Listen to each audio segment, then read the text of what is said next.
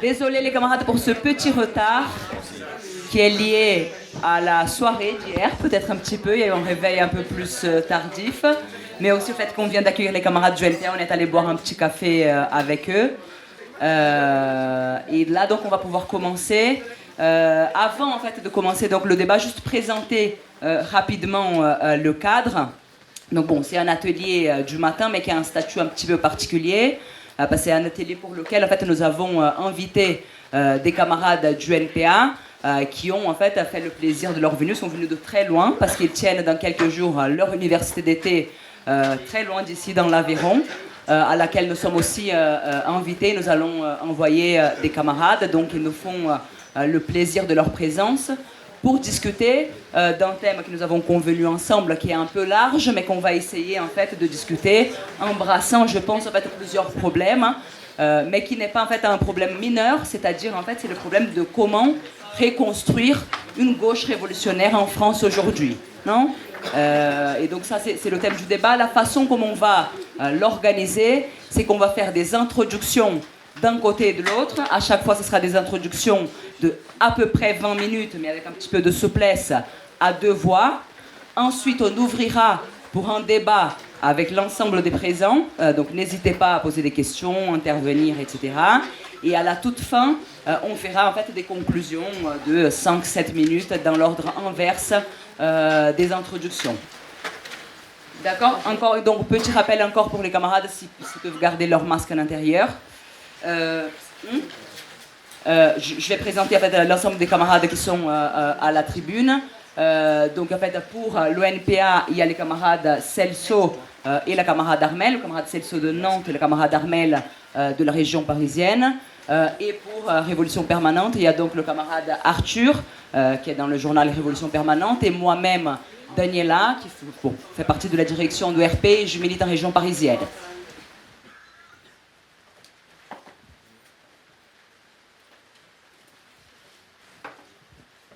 Donc on a convenu avec les camarades que c'est nous qui commençons pour les introductions.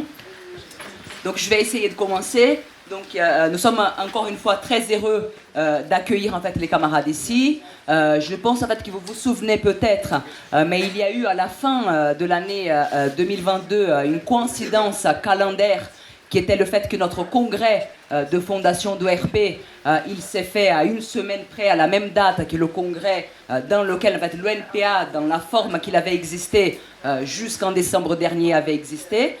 Donc le congrès en fait, qui a amené à une explosion qui fait qu'aujourd'hui, il y a deux organisations qui se réclament en tout cas en fait, de l'héritage du NPA.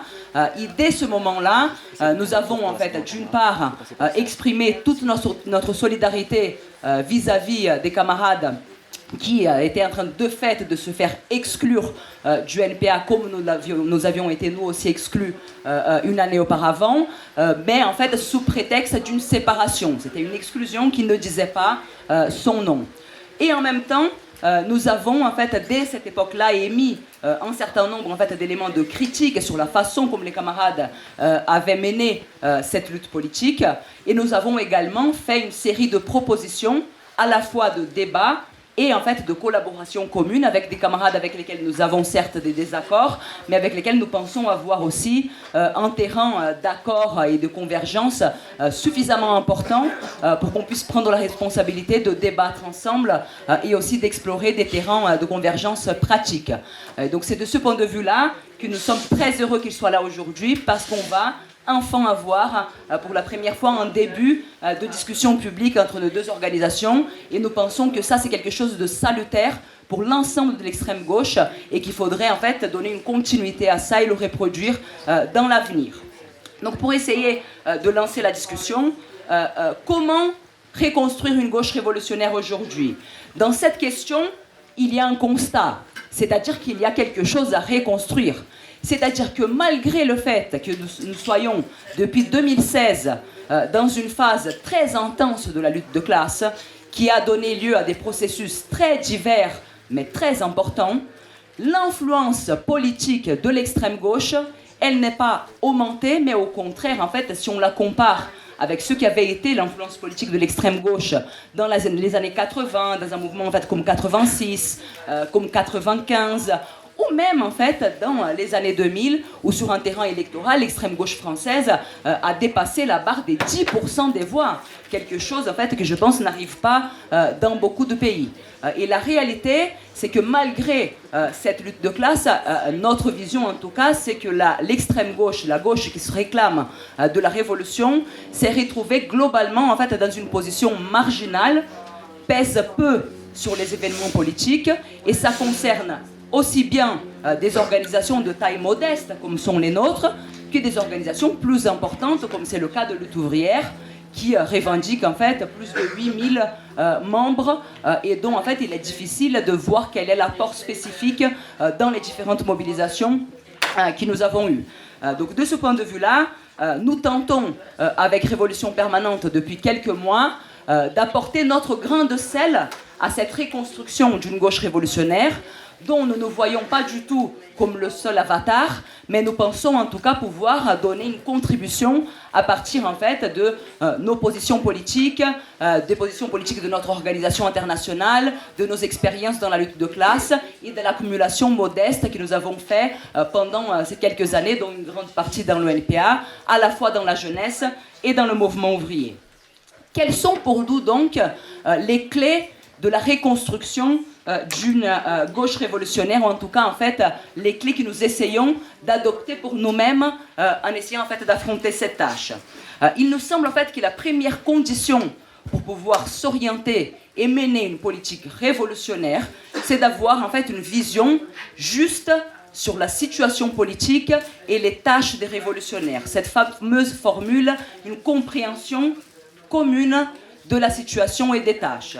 Je pense en fait que les camarades qui sont dans l'université d'été ont déjà participé à pas mal de débats où nous essayons en tout cas en fait d'exposer notre vision sur la situation politique qui est loin de faire l'unanimité et en fait qui est celle qui nous a guidés pour notre intervention dans le mouvement contre la réforme de retraite et plus en général dans toute la séquence politique que nous sommes en train de vivre. La deuxième question qui nous semble en fait fondamentale et qui sera ensuite reliée à la troisième, c'est que pour nous, en partie, une organisation politique ne peut jamais être une fin en soi. Une organisation, c'est un outil au service d'une stratégie politique et d'un programme.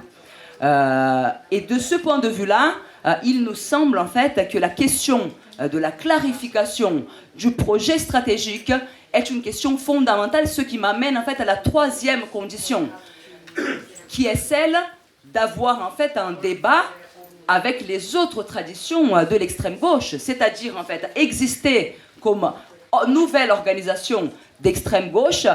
Quand on décide en fait de fonder une nouvelle organisation d'extrême gauche, en tout cas c'est comme ça que nous avons envisagé les choses, on doit expliquer pourquoi nous avons le droit d'exister comme organisation indépendante. Qu'est-ce qui fait notre particularité qu'à un moment donné justifie que nous ne soyons pas dans une organisation commune avec d'autres révolutionnaires.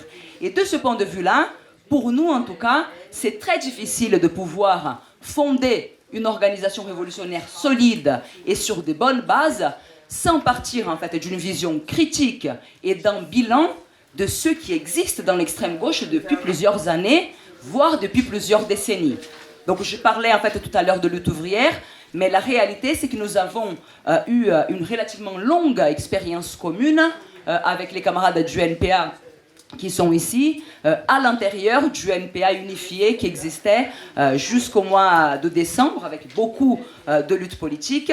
Et notre vision, en tout cas en fait, du processus du NPA, et ça explique en partie pourquoi nous faisons le choix de fonder une nouvelle organisation qui dépasse ces éléments-là, c'est que le NPA a explosé un projet en fait, qui était un projet de parti large avec une très faible délimitation stratégique et qui a explosé après en fait une longue période de crise dans laquelle en fait il est quand même passé de 10 000 adhérents à seulement en fait si on est gentil entre 1500 et 2000 sur la fin.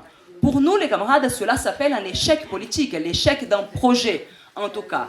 Et pour pouvoir dépasser un projet qui est arrivé à un échec, il faut pouvoir en fait le comprendre, le critiquer et voir ce qu'il faut changer.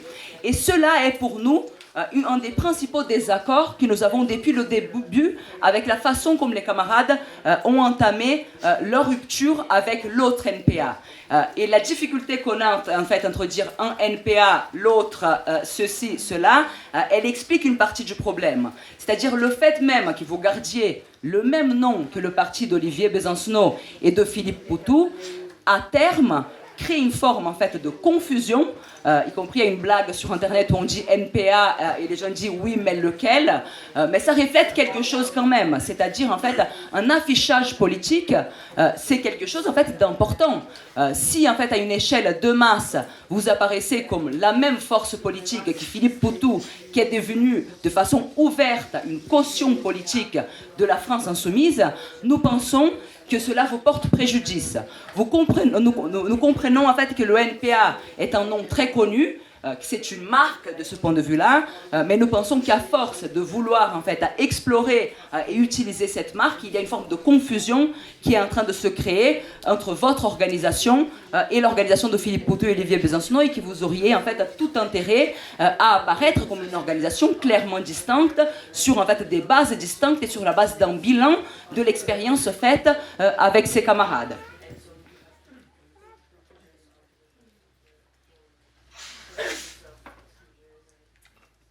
Et pour nous, en fait, la dernière ou avant-dernière question, qui est pour nous en fait une question fondamentale, c'est que une organisation qui se veut révolutionnaire est une organisation en fait qui doit être utile dans le terrain qui est le terrain privilégié des révolutionnaires et qui est le terrain en fait de la lutte de classe. Donc une partie, y compris des choses dont on voudrait discuter ici aujourd'hui, c'est que l'homogénéité stratégique, la clarté du projet, elle est aussi en fait un atout pour avoir une intervention efficace dans la lutte de classe, être capable de prendre des initiatives unifiées de toute l'organisation, et nous avons en fait en toute fraternité l'impression que vous avez manqué de ça en partie en fait dans le mouvement des retraites, c'est-à-dire en fait d'initiatives politiques qui rassemblent l'ensemble en fait des camarades de votre parti. Nous avons y compris, nous sommes côtoyés vers la fin du mouvement dans quelques initiatives, comme ça a été en fait le rassemblement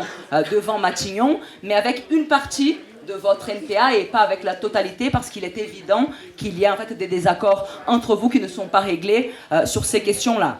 Et nous pensons en fait que ces questions, la question par exemple de l'attitude vis-à-vis de la bureaucratie syndicale ou la question de la guerre d'Ukraine sont des questions clés pour pouvoir en fait s'orienter dans la situation politique et dans la lutte de classe. Et que ne pas mener de façon franche et ouverte ces débats peut malheureusement, et on ne vous souhaite pas, peut vous conduire en fait à reproduire en plus petit et en plus à gauche les mêmes problèmes qu'il y avait dans l'ONPA, où au nom de l'unité du parti, on cachait les débats stratégiques et programmatiques sous le tapis jusqu'à ce que tout ça en fait explose dans la crise que nous avons les uns et les autres vécue. Moi en fait, le dernier critère qui en tout cas pour nous semble un critère fondamental pour penser la construction d'un courant révolutionnaire en France, mais en général, c'est de construire en fait un courant qui soit éduqué dans un internationalisme militant, dans un internationalisme qui n'est pas seulement de parole, mais qui est un internationalisme qui cherche à construire une organisation mondiale de la révolution, qui se nourrit de l'expérience politique des camarades de d'autres pays. Je pense que tout le monde ici a vu qu'il y a des camarades de au moins une dizaine d'autres pays en fait que la France qui sont venus pour assister à notre université d'été. Ça, c'est en tout cas la conception que nous avons d'internationalisme, c'est-à-dire en fait de nous penser réellement en fait comme une fraternité, sororité internationale de camarades révolutionnaires qui partagent une même stratégie et en fait un même programme, une même conception dans tout un tas de pays qui se nourrissent donc d'une expérience internationale. Moi, je vais en fait laisser la deuxième partie en fait pour Arthur qui va plus essayer de développer les parties qui concernent en fait la situation et l'intervention dans la lutte de classe, mais en tout cas en fait je fais une liste de thèmes qui pour nous en fait sont des thèmes importants et dont on voudrait pouvoir discuter avec les camarades du NPAC et avec vous tous dans le cadre de ce débat.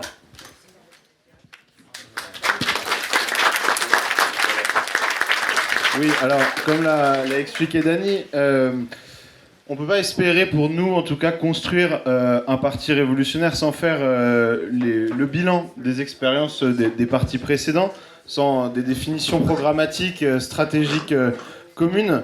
Mais notamment en France, qui est un pays où la lutte de classe vit à un rythme très élevé, du moins depuis 2016, là où, et je pense que dans cette salle, il y a très peu de militants qui militaient avant 2016.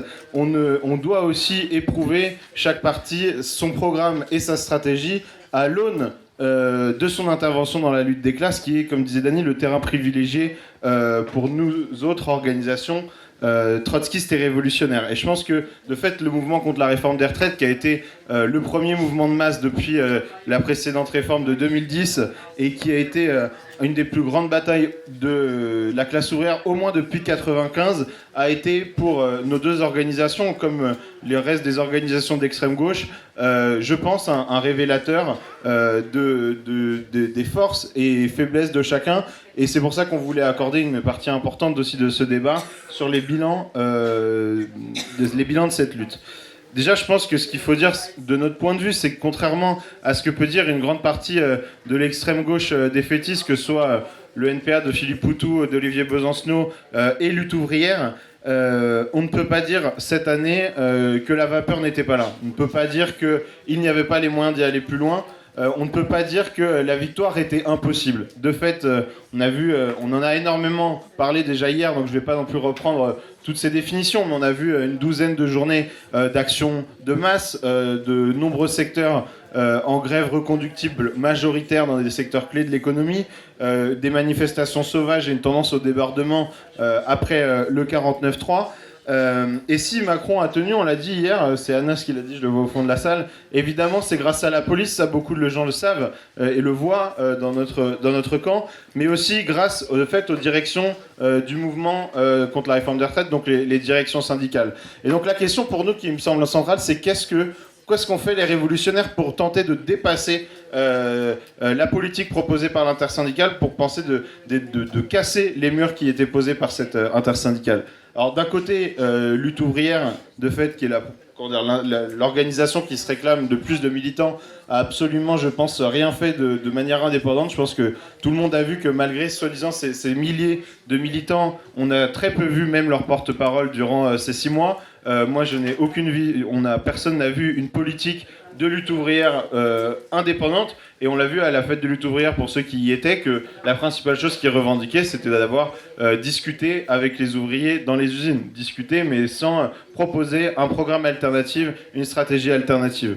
Je pense que en phase 2, le NPA de Philippe Poutou et d'Olivier Besancenot sont contentés en réalité de célébrer les grandes journées de mobilisation, de célébrer l'unité de l'intersyndicale, et à chaque nouvel appel de date isolée, de dire voilà, la prochaine, il faut qu'on soit de plus en plus nombreux, et de fait d'être la caution de gauche, Philippe Poutou, de la caution de gauche non seulement de la FI et de la NUP souvent, mais aussi de fait la caution de gauche de l'intersyndicale et des syndicats qui soi-disant seraient plus combatifs, comme Solidaires ou certaines parties de la CGT, mais qui ont suivi l'intersyndicale tout au long du mouvement. Par ailleurs, je pense que dans un article du GoPaleta, on voyait clairement ce changement, où il y avait, de fait, dans cet article qu'on a critiqué en partie sur Révolution Permanente, un remplacement entre la nécessité de lutter pour la direction du mouvement, ou en tout cas de proposer une alternative, avec l'agitation lui disait qu'il fallait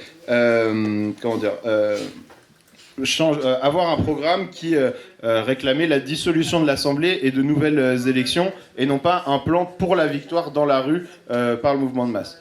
Donc je pense que, au moins, si, comme disait Dania, il y a beaucoup de choses qui nous unissent aussi avec votre NPA, si je peux le dire comme ça. C'est, je pense quand même, et ce qui nous réunissait en partie dans le NPA dans certaines batailles politiques, c'est certes des éléments de programme, mais aussi la volonté, contrairement au NPA de Besancenot et à Lutte ouvrière, d'intervenir dans la lutte des classes et de proposer une politique. En propre, et je pense que c'est ça du coup qu'on doit discuter, c'est ça sur lesquels il faut qu'on fasse nos propres bilans. Je pense que pour le débat, ne serait-ce, je vais peut-être, du coup, je voulais quand même redire quelques mots sur la politique qu'on a eue du réseau pour la grève générale. On a eu un grand plénier hier, mais je pense qu'il faut quand même retracer quelques lignes de ce réseau qui a été pour nous l'outil d'intervention principal dans ce mouvement. Un réseau qui a rassemblé plus de 150 syndicalistes, plusieurs dizaines de jeunes de différentes universités de France, des syndicalistes et par ailleurs des syndicalistes qui animaient des grèves majoritaires dans des centres de production, dans des usines très importantes, des centrales nucléaires, des entreprises de plusieurs milliers de salariés, des entreprises de l'automobile, pratiquement la moitié des raffineries de France et leurs secrétaires généraux ont participé à ces réunions du réseau pour la grève générale, des éboueurs, des agents de la RATP, des cheminots. En réalité, tous les secteurs qui ont lutté de manière plus ou moins radicale durant ce mouvement se sont retrouvés dans ce réseau. Évidemment, pas tous les syndicalistes, mais des représentants de tous ces secteurs, mis à part les dockers dont on connaît la bureaucratisation et les spécificités dans le mouvement ouvrier. Mais du coup, je pense que le réseau pour la grève générale, il a eu 3 piliers politiques, on l'a dit un petit peu hier, mais de fait c'est la bataille pour l'élargissement des revendications et dire qu'il ne faut pas juste s'unir sur le retrait de la réforme, mais la nécessité d'élargir au salaire, à une vraie réforme, au retour aux 60 ans, etc., comme un moyen d'étendre la base de grévistes et de dépasser justement ces journées saute-mouton. La lutte contre la répression, qu'elle soit en manifestation, dans la jeunesse, mais aussi la répression particulièrement nouvelle des piquets de grève avec les réquisitions qui sont devenues un moyen normalisé d'empêcher le blocage de l'économie. Et du coup, ce qui en découlait devait être la lutte pour un autre plan de bataille, pour une généralisation de la grève. Et je pense que le RGG, même si, comme tous les partis d'extrême gauche aujourd'hui, on n'est pas, je pense, en capacité matérielle et de disputer la direction du mouvement à l'intersyndicale, à 8 centrales qui revendiquent des centaines de milliers de syndiqués. Donc la question n'était pas de savoir, quelle direction on pouvait prendre, est-ce qu'on était en capacité de prendre cette direction, mais en tout cas de prouver de montrer une alternative, qu'une autre politique était possible. Et je pense que c'est ce qu'a essayé de faire le réseau pour la grève générale, que ce soit avec la reprise du piquet de grève des salariés Total, des politiques de lien actif entre les grèves, que ce soit du CIVOM, les éboueurs ou de nombreuses grèves de cheminots. Parce que, à mon sens, il suffit pas de manière incantatoire d'appeler à la grève générale à chaque journée de mobilisation et de passer, qui est, je pense, parfois une des difficultés à laquelle vous faites face, de passer sous silence les difficultés auxquelles font face les syndicalistes dans leur propre milieu, que ce soit des faibles taux de syndicalisation, des faibles taux de grève, et il faut justement avoir le réseau. Je pense qu'il a été beaucoup revendiqué là-dessus. On l'a vu hier par aussi des militants qui voyaient qu'ils avaient des problèmes dans leur boîte et que ce réseau pouvait être un outil pour résoudre des problèmes spécifiques de la grève, que ce soit les caisses de grève, que ce soit l'auto-organisation, que ce soit le lien entre les différents secteurs. Et je pense que et je finirai là-dessus, je pense que malgré le cadre du réseau qui était largement ouvert à tous les membres, d'ailleurs qui était loin d'être un cadre seulement de révolution permanente, mais qu'on a cessé d'appeler à ouvrir aux autres militants révolutionnaires d'extrême gauche, je pense que les cadres qui ont pu être animés, notamment par vous, et je pense à 2 cadres qui étaient la coordination nationale étudiante, mais aussi les rencontres nationales des interpros que vous avez organisées, je pense que pour les problèmes que j'ai suscités, ce sont des cadres qui, malgré leur volonté d'être des cadres soi-disant nationaux qui ressemblaient des militants partout en France, sont un peu, n'ont pas réussi à convaincre largement des secteurs de la classe d'y participer et de s'unir au-delà des forces militantes de l'extrême gauche. Je pense que justement l'aspect incantatoire d'appeler à la grève générale sans poser les vrais problèmes que se posent les militants dans leur boîte et de la volonté de les briser un à un, je pense a été à la source notamment du relatif échec, à mon sens, qu'ont été ces organes d'auto-organisation. Je finirai là-dessus en tout cas sur les bilans, et je pense que tout le monde pourra revenir sur les bilans que vous avez vus dans ce mouvement, mais je pense qu'effectivement, dans la logique, je pense qu'il faut toujours garder en tête que, évidemment, que chaque parti, il faut critiquer le programme, les stratégies, etc., mais que tous ces éléments importants prennent corps dans la lutte des classes, qui est avant tout le premier terrain d'expérience, d'accumulation militante et de fait de critique entre organisations révolutionnaires, parce que ce à quoi on se prépare, de fait, c'est la révolution, c'est pas juste des mouvements de masse comme la réforme des retraites, et que si on n'arrive pas à avoir une bonne orientation dans des mouvements qui sont encore très pacifiques et encore très institutionnels, ça va être difficile d'intervenir dans des mouvements autrement plus violents comme le sont la révolution.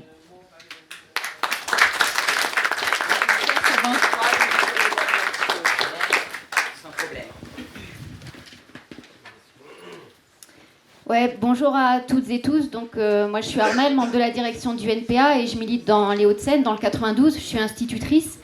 Merci déjà, bien sûr, de votre invitation, parce que, en fait, on pense toujours que ça va de soi, mais effectivement, les liens entre organisations révolutionnaires, malheureusement, ne font pas de soi, ne sont pas naturels.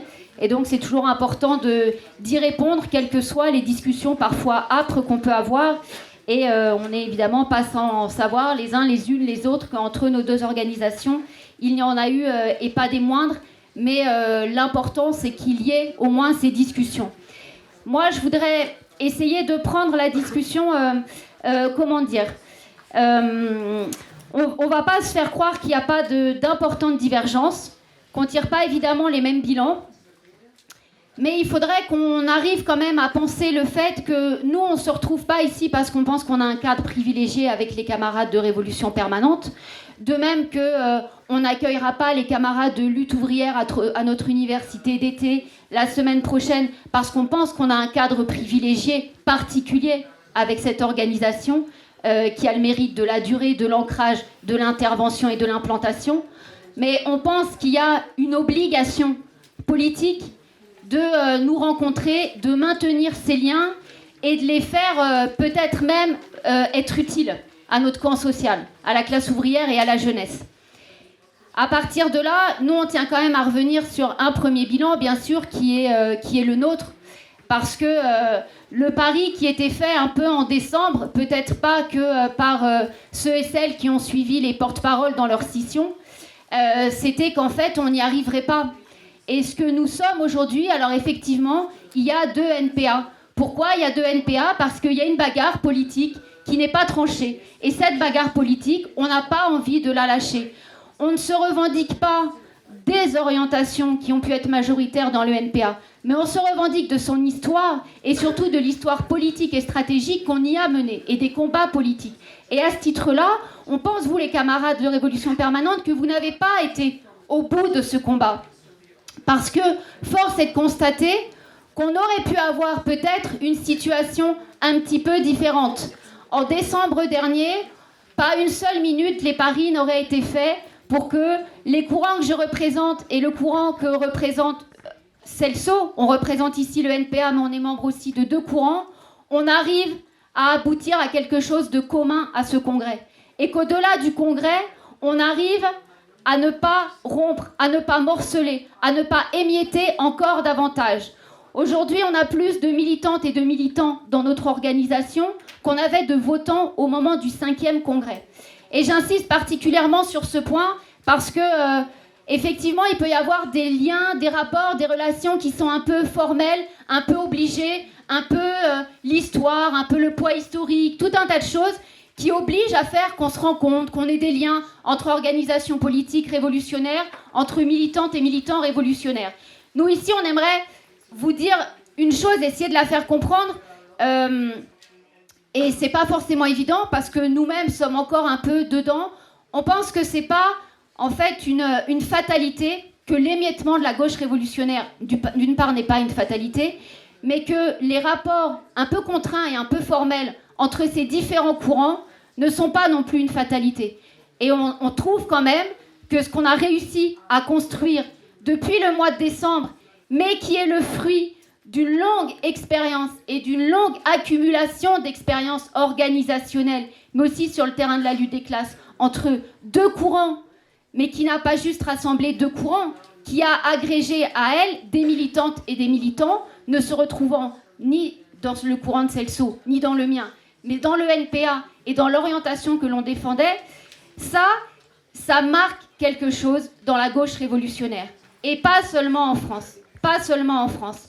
Parce que sinon, ce serait penser que de toute éternité, on est condamné un peu à être ça, pour des questions qui vont de l'impérialisme jusqu'à l'implantation dans la lutte des classes, jusqu'à l'analyse qu'on fait de la jeunesse, jusqu'à peut-être l'analyse que l'on fait des oppressions. Il y a toujours quelque chose qui nous divise, qui nous émiette, qui nous éparpille. Nous, on trouve que, pour l'instant, on arrive à tenir ce cap en étant ce qu'on est.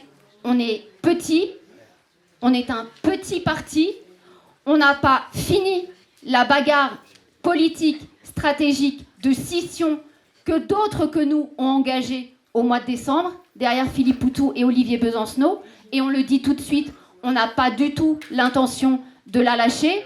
On trouve que l'organisation de nos rencontres d'été révolutionnaires de cette année, on va avoir 500 militantes, militants, sympathisants qui vont se retrouver dès samedi.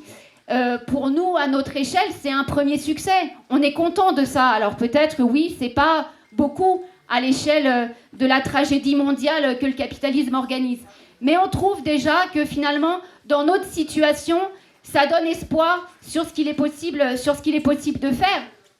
Et à ce titre-là, les camarades, ça reste toujours, oui, une discussion fondamentale du bilan. Ce que vous avez décidé de faire en quittant le NPA, ce que vous avez décidé de faire en pensant que la bagarre était perdue d'avance, ce que vous avez décidé de faire en pensant qu'on était obligé de porter l'orientation majoritaire du NPA et l'orientation majoritaire telle qu'elle était défendue par le secrétariat unifié de la 4e internationale, en pensant que nous n'arriverions pas à dépasser, peut-être avez-vous été trop vite en besogne.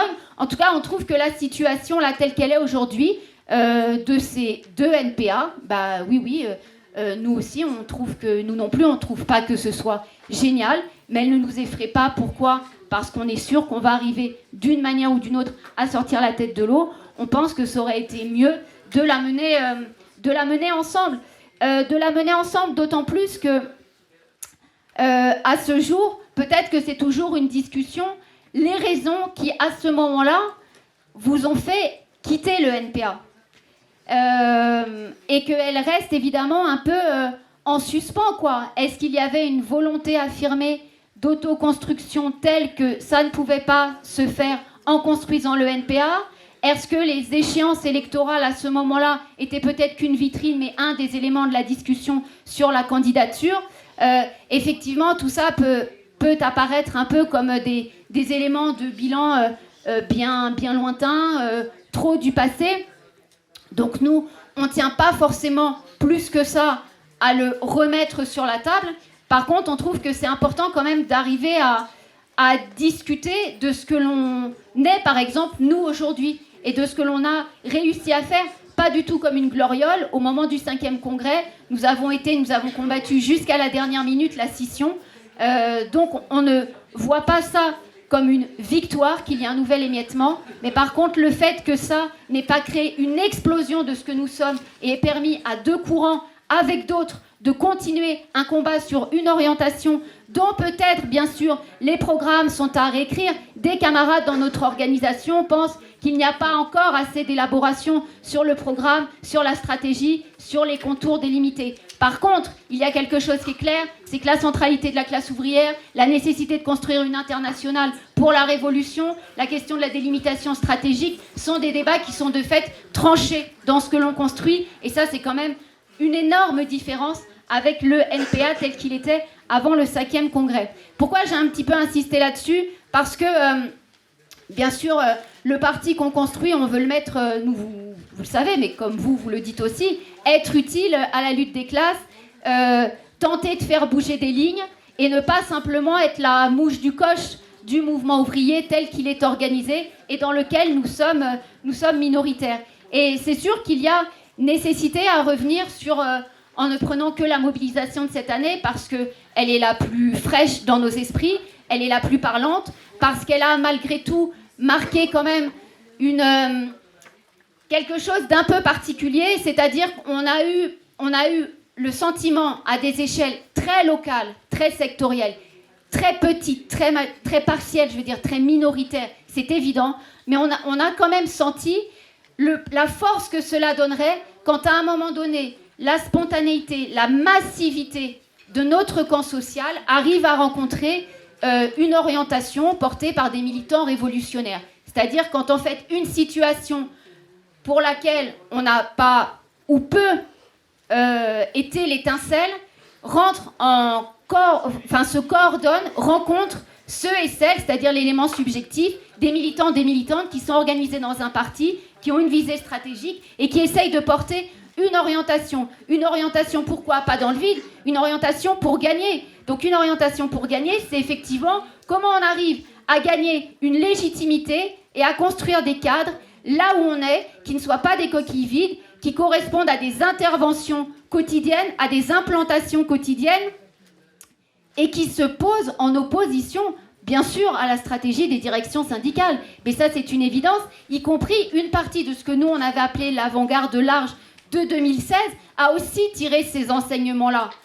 Souvenez-vous, en 2016, combien de fois avions-nous dit, si on avait eu plusieurs 14 juin, c'est-à-dire cette manifestation et les journées grèves interprofessionnelles monstres, on n'en serait pas là. Ces bilans-là, on les a tirés. Qu'est-ce qui est devant nous, là? Quelles sont nos responsabilités?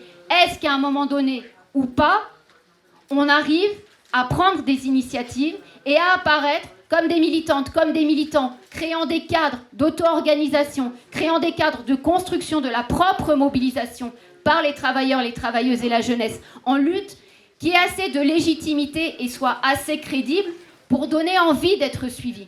Bon. À ce titre-là, je crois que la discussion, peut-être entre nous, moi j'ai l'impression, et je finirai avec ça, j'ai l'impression que la discussion, elle est pas tant, nous, vous savez, elle est pas tant, est-ce qu'il fallait faire le réseau pour la grève générale, ou faire ce que l'on a fait, par exemple, dans le 92 où je milite, on a eu une assemblée générale interprofessionnelle qui s'est rassemblée chaque jour à partir du 15 mars, comme nous sommes partis en grève reconductible, et qui s'est rassemblée pendant les 5 mois, à chaque fois qu'il y avait une journée de grève interprofessionnelle nationale. C'est le fruit d'une longue expérience, j'ai envie de dire, d'une longue construction. C'est pas quelque chose qui est sorti comme ça. Ça fait des années et des années qu'il y a cette orientation, c'est-à-dire comment les travailleurs, les travailleuses qui sont en grève ne sont pas eux-mêmes condamnés à l'émiettement, eux-mêmes et elles-mêmes, même quand leur grève est minoritaire dans leur secteur. Quand faire le choix de partir en grève reconductible, pas pour aller dans le mur, mais pour se mettre au service d'une mobilisation, nécessite qu'on se regroupe avec d'autres, pour être plus fort. Bon, est-ce que la discussion, elle est entre ces deux stratégies-là? Est-ce que nous, on a répondu présent au fait d'intégrer ce réseau-là d'emblée? Vous le savez bien, non, puisqu'on avait eu ces discussions-là. Par contre, la discussion, peut-être, que l'on n'a pas encore creusée, c'est est-ce que, de toute éternité, le seul cadre qui peut se construire, c'est celui qui regroupe des travailleurs, des travailleuses en grève reconductible majoritaire? Est-ce qu'on est condamné à attendre et est-ce que l'avenir des mobilisations, tant est qu'on puisse le dire, mais en regardant en tout cas les éléments des dernières mobilisations, c'est forcément un secteur clé, un secteur locomotive, un secteur stratégique qui va le mener. Est-ce qu'on n'a pas besoin de rassembler tous ceux, toutes celles, quel que soit leur secteur, qui à un moment donné sont prêts à se mettre à la disposition, sont prêts à mettre leurs forces à disposition de la construction de la grève, et oui, de la grève générale. Cette discussion, elle est devant nous, parce que c'est vrai que le rapport de force reste inchangé. Mais la démonstration de cette mobilisation, c'est qu'il y a une accumulation d'expérience. Il y a des réflexes qui se prennent. Il y a des réflexes qu'il ne faut pas prendre. Quels sont les cadres plus larges, au-delà, bien sûr, du fait de gagner des militants, des militantes révolutionnaires, que l'on peut mettre en place et qui permettent ça pour gagner, pour être une direction alternative crédible à l'orientation des directions syndicales. Et c'est peut-être cette discussion, nous en tout cas c'est celle-ci peut-être on pense qu'il faudrait avoir un peu sur la stratégie dans la grève, tout simplement, pour avancer et voir affronter les prochaines périodes de mobilisation.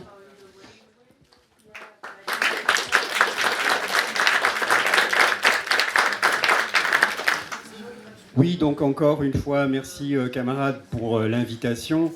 Voyez bien qu'en fait, ce qu'on est en train d'ouvrir comme cycle de discussion, c'est pas juste le fait de rencontrer, de confronter des points de vue, ce que vous appelez des perspectives stratégiques, ce que l'on pourrait confronter comme des éléments de programme. C'est surtout en fait de reprendre en fait dans une période extrêmement complexe de redéfinition sociale qui aujourd'hui finalement dure depuis presque plus d'une décennie. En fait, vous avez à l'échelle internationale, parce qu'il faut toujours, et vous avez cette conscience-là, je n'en doute pas une seconde, toujours voir les problèmes politiques que nous rencontrons avec une focale qui soit élargie. Le problème à l'échelle internationale que nous rencontrons, c'est que nous avons des élans spontanés de la classe ouvrière, y compris même d'un courage extraordinaire, qui parfois même peuvent faire tomber des dictatures, renverser, bousculer des gouvernements, etc., changer en partie un certain type d'agenda politique.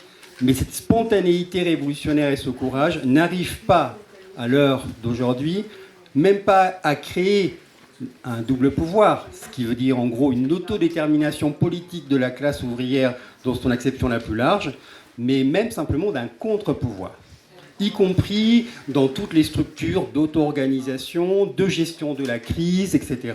Et on doit avoir une vision extrêmement générale. Pour des militants dans des pays impérialistes comme la France, le fait de voir l'affaissement social énorme que vivent aujourd'hui les populations, y compris même les camarades étudiants, et votre organisation pratique évidemment par un militantisme aigu et quotidien, vous voyez bien en fait cet effondrement social qui fait qu'aujourd'hui les révolutionnaires se retrouvent à avoir une double tâche qui est à la fois celle de reconstruire des noyaux révolutionnaires et de reconstruire ne serait-ce que parfois des principes de solidarité de base, c'est-à-dire d'un syndicalisme qui n'existe pas, d'une entraide sociale qui n'existe pas, d'un travail de quartier qui n'existe pas. C'est-à-dire poser des tâches politiques qui sont au-delà de la force, y compris de la somme des groupes révolutionnaires, si nous les prenons tous ensemble.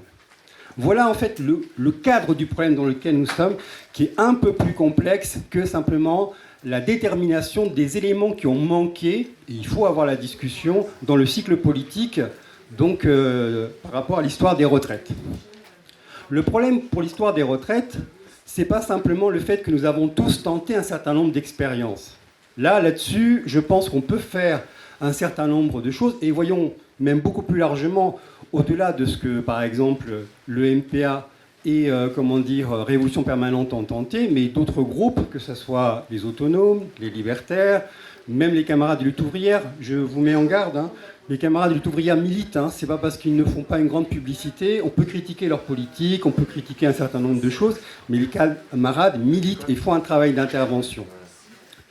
Donc eux, ils ont une certaine cohérence, que moi je ne partage pas, qui est celle de penser que de toute façon, face à une situation où nous sommes au bord d'une accumulation de tensions inter-impérialistes qui va nous amener vers une guerre mondiale, les camarades de lutte ouvrière ont fait 5 bulletins d'entreprise avec cet éditorial-là et cette ligne politique-là. On peut la partager ou, s'y opposer, mais il y a le mérite de la cohérence. Donc attention, les camarades peut-être se trompent, peut-être lourdement, mais l'hypothèse d'une généralisation du conflit, d'un pourrissement de ce qui se passe en Ukraine, on ne doit pas le passer du revers de la main. Donc en fait, vous voyez bien qu'en fait, même si l'on prend l'ensemble des divergences et qu'on essaye de les articuler, on se retrouve face à un problème qui est un petit peu plus compliqué, et c'est de ça en fait qu'on aimerait avoir l'échange avec vous, au-delà des définitions. Tout d'abord, je parlais de cycle, y compris même la question du programme. Dany l'a évoqué, la question de la stratégie, la clarté, etc. Cette formule est très générale, et je pense que personne n'en dit ce qu'on vient ici, quoi. Le problème, c'est de savoir qu'est-ce qu'on entend par programme et qu'est-ce qu'on entend par perspective stratégique, c'est-à-dire en fait lorsqu'on développe le contenu. Par exemple, on a tous en tête, en tout cas pour les militants de la tradition trotskiste, la revendication sur le programme de transition. Qu'est-ce que c'est qu'aujourd'hui, par exemple, penser le contrôle ouvrier ? Quel rapport penser à la bureaucratie syndicale ? Peut-on transformer ces syndicats ? Vous voyez bien qu'il y a un débat, il y a une discussion sur ces éléments-là. Peut-être qu'il va falloir reconstruire d'autres syndicats. peut-être qu'il va falloir faire d'autres types d'organisations, peut-être qu'il va falloir envisager même d'autres médiations politiques. Le projet du MPA, c'était pas simplement mesurer en fait l'échec en disant ils sont passés de 10 000 à 1000. Parce que évidemment, avec une vision comptable comme celle-là, on évacue juste la réalité, à savoir quelle était la question à laquelle voulait répondre le MPA. Le MPA, c'est pas juste une confusion politique, elle l'était en grande partie. Le MPA essayait d'organiser autour d'une minorité révolutionnaire différents courants qui essayaient de structurer et de polariser un milieu anticapitaliste qui a émergé au tournant des années 2008-2009. Voilà la question. Et je pense que répondre à cette question par cette tentative-là, y compris le fait que vous ayez participé et vous aviez bien eu raison, prouvait effectivement que le point était très important. Le problème maintenant, c'est que, évidemment, organiser un milieu anticapitaliste avec une minorité révolutionnaire pour le transformer en parti révolutionnaire, c'est une tâche qui est extrêmement différente. Parce que là, vous voyez bien que tous les problèmes que nous rencontrons, à savoir la dérive et l'intégration des camarades liés au secrétariat unifié dans sa majorité, et là, du coup, on voit que la réalité est plus complexe parce qu'il y a des secteurs qui résistent à cette orientation-là, en fait, c'est quelque chose d'assez classique en fait dans l'histoire malheureusement du trotskisme. Donc c'est pas nouveau, on va pas s'évanouir, on va pas découvrir que les camarades aiment bien la gauche, quoi. C'est totalement pas nouveau. Par contre, ce qui est nouveau, c'est l'émergence de résistances politiques à l'intérieur de ces collectifs révolutionnaires qui permettent aujourd'hui de penser une orientation politique alternative. Nous, notre perspective, c'est pas de faire durer le MPA ad vitam aeternam. Nous, notre problème, c'est de construire un parti communiste internationaliste, pour que les choses soient très claires. La discussion et le débat qu'il y a, c'est pas juste un débat légal avec les camarades de la majorité prétendue, etc., qui ne l'est pas. C'est pas ça le problème. Le problème, c'est tout le milieu anticapitaliste qui aujourd'hui cherche à s'orienter et qui, malheureusement, aujourd'hui, est en partie encore orienté par les discussions de l'ancien MPA. Ça va pas durer longtemps. Mais ça va durer malheureusement un peu plus longtemps qu'on l'imaginait. Voilà un petit peu l'état de la question. Là, on ne se cache pas. On ne dit pas que ça va être facile, que c'est quelque chose qui est évident. Par contre, voyez bien, on vous pose le problème, et le problème tel que nous l'avons de façon concrète. Le deuxième problème que nous abordons, et qui est combiné à toutes les tâches que nous avons devant nous, c'est le fait de créer une nouveauté dans l'espace politique français, à savoir que vertébré par deux organisations essentiellement depuis la disparition du lambertisme, à savoir les camarades de lutte ouvrière et les camarades de la LCR, avec toute cette transformation, c'était la possibilité de la naissance d'un troisième courant révolutionnaire en France. Voilà ce qui est à l'ordre du jour pour vous et pour nous. Donc c'est ça qu'il va falloir déterminer, sur quelle base et sur quel type d'expérience on va pouvoir dégager absolument une pratique sociale, une convergence, pas simplement de discussion, parce qu'il va falloir imaginer qu'un parti, c'est pas forcément, l'unité, uniforme. Il va falloir imaginer un certain nombre de choses. Je rajouterais un certain nombre de difficultés aussi. Et ces difficultés, il faut les envisager sous un autre plan. Et pour terminer, pour lancer la discussion. Face aux chocs sociaux qui sont devant nous, nous n'aurons pas le temps de construire un parti révolutionnaire de masse ou même un parti social-démocrate extrêmement radical, comme le pensaient les camarades qui sont reliés à l'ancien courant du MPA, etc., qui va s'intégrer dans la NUPES. Nous n'aurons pas le temps. Ça ne va pas du tout se poser comme ça. Donc en fait, il va falloir que nous imaginions des minorités révolutionnaires qui vont organiser des couches beaucoup plus larges qu'elles. Alors du coup, on va se poser la question, qui est militant, autour de quelle base, quels sont ses axes, quels sont le lien avec le travail syndical. Vous aurez exactement les mêmes problèmes que nous, et c'est ces problèmes-là que nous voulons discuter.